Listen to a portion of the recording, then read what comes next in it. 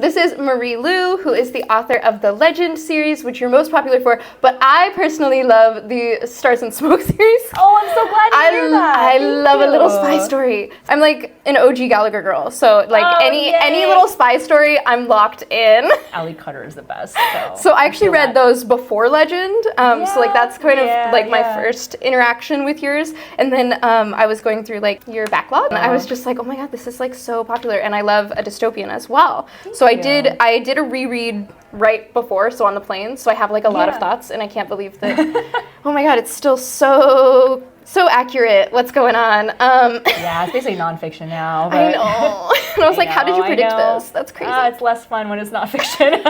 My first question for you is, what do you plan first, plot or characters?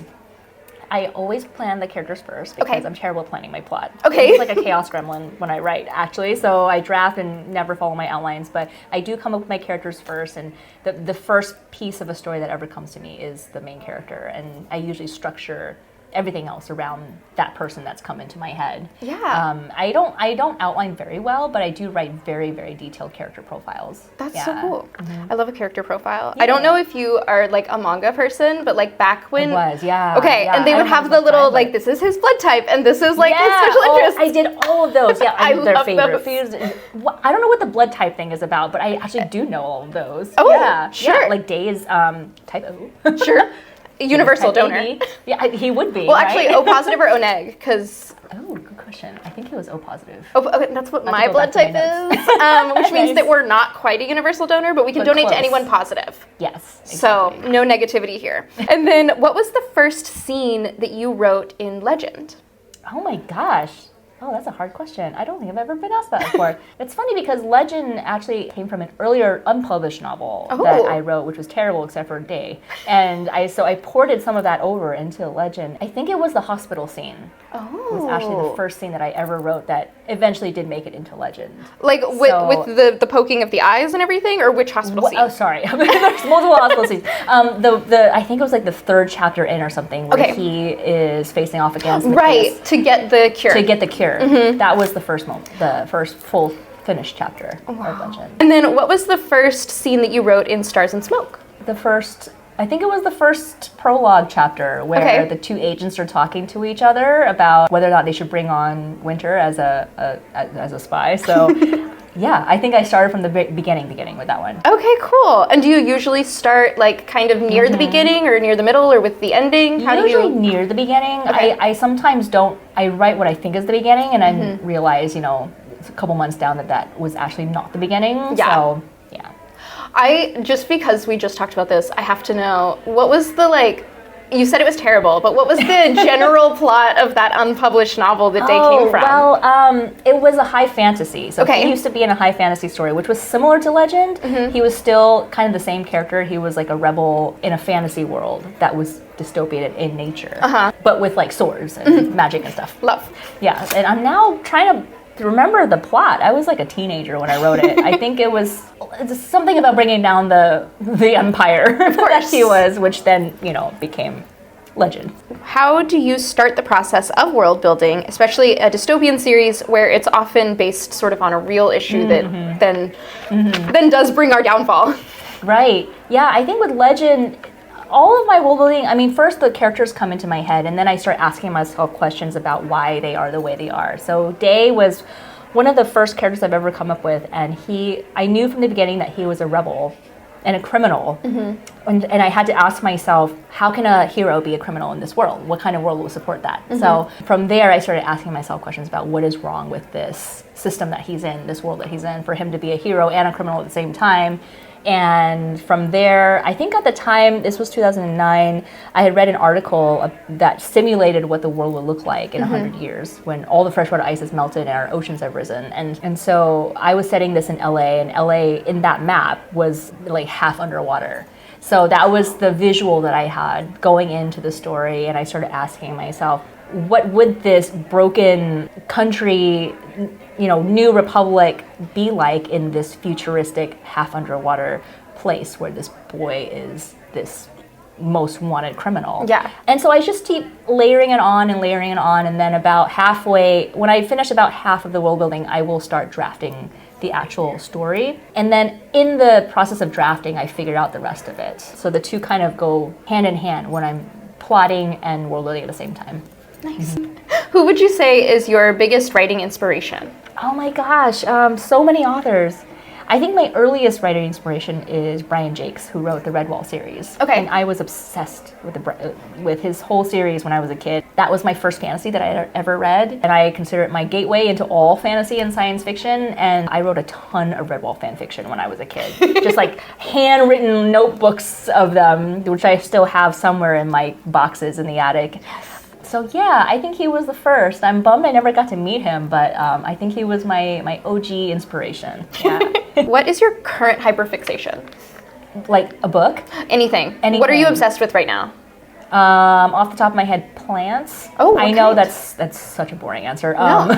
Love it. I've recently got into plants in the last couple of years. I think this was like a pandemic thing. So now our house is full of like hundreds of plants, and I used to be terrible with them. And I was just like, why are they all dying? I'm just like drowning them in water, every other day. Yeah, and now I'm kind of like, what pH level is their soil? And do we have the right, now I've gotten to when my husband and I are both on this train. And so now I'm like, oh, look, the variegated Dieffenbachia is not very happy today. I've got to that point. So I love that you know like exactly what the plant is called. Yeah, they're all babies. So you had a new book come out literally last month, and it was Red City. Can you give us your elevator pitch? Yes, I feel like I've gotten a little bit better at this over the last month. So Red City is my first adult fantasy. It's a contemporary fantasy, and it is set in an alternate version of Los Angeles called Angel City, where alchemy is very real and controlled by these very powerful syndicates who basically run the world with it. And it follows the story of these two young people named Sam and Ari who grow up as childhood best friends, but then get recruited unbeknownst to each other into rival syndicates and trained to become alchemists and end up having to face off against each other in this growing magical war. So it's very different from a lot of the things that I've written before, but I hope that there's still enough similarities that readers who have read my books before will enjoy it, and I hope that new readers enjoy it as well. Yeah. In the rise of book bannings, have any of your dystopian books or any of your books at all been banned due to their content? I have not personally been made aware of any of my books that have been banned, but that doesn't make me any less upset about the situation of book banning in this country. I feel like it's very telling that the more authoritarianism rises, the more that people try to challenge books in particular. This has been the thing that authoritarians do for thousands of years, and it's because they know how dangerous it is to have information given to people. And so, yeah, book bans suck. I hope they are taken down. Couldn't agree more. Yeah, I was made aware recently that the Young Elite series had been banned in a district of Canada. It's always very upsetting to hear that your stories are made inaccessible to young readers. And I hope that's reversed. I hope it's reversed for all books that are there and around the world and in our country as well. So, yeah. You've written a lot of dystopians. Is it difficult to write dystopians as like so many things are happening and you're like, is this just not fiction? Am I just living this? We're living in I feel like back in 2011, we were like, oh, the end of the world is going to be so much fun. And we had all these disaster movies. And like, the 2012 Mayan calendar is ending, yay. And then now we're living it.